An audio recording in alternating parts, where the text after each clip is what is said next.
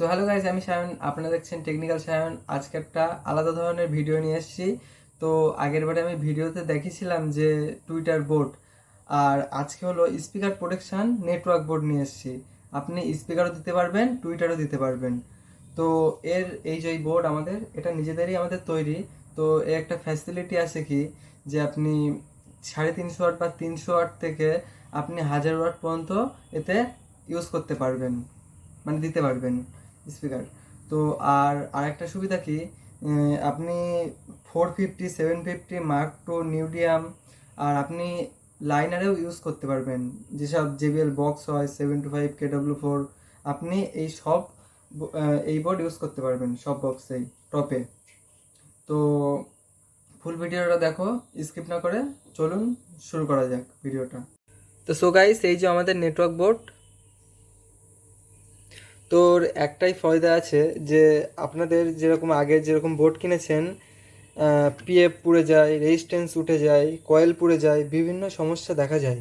তো আর আমাদের এই যে নেটওয়ার্ক বোর্ডটা দেখছেন, আপনি কোনো সমস্যায় পাবেন না, পড়বেও না, কোনো সমস্যাও হবে না।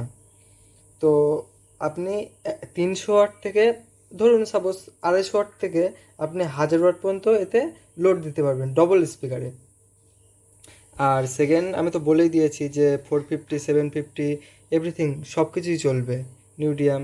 আপনি লাইনারেও ইউজ করতে পারেন, কোনো সমস্যা হবে না, বেস্ট কোয়ালিটি। এবার বলুন তো কি, আপনি আগে যেসব বোর্ড ইউজ করেছেন হয়তো আপনার চাপিয়ে দেয় আওয়াজ, মানে যতটা সেটে আপনি ভলিউম দেন তার থেকে বেশি বোর্ডে লোড নিয়ে ফেলে, মানে সাউন্ড কম ছাড়ে। এবার আপনার হলো মেশিনে প্রচণ্ড প্রেশার লাগে, এই আর কি।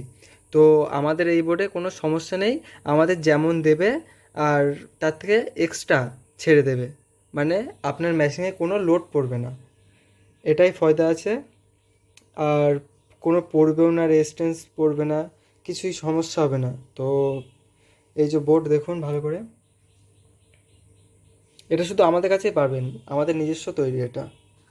তো এর প্রাইস যদি জানতে চাই, কমেন্ট করতে হবে আমাকে, প্রাইস কত কী বৃত্তান্ত আমি সব বলে দেবো কমেন্টে।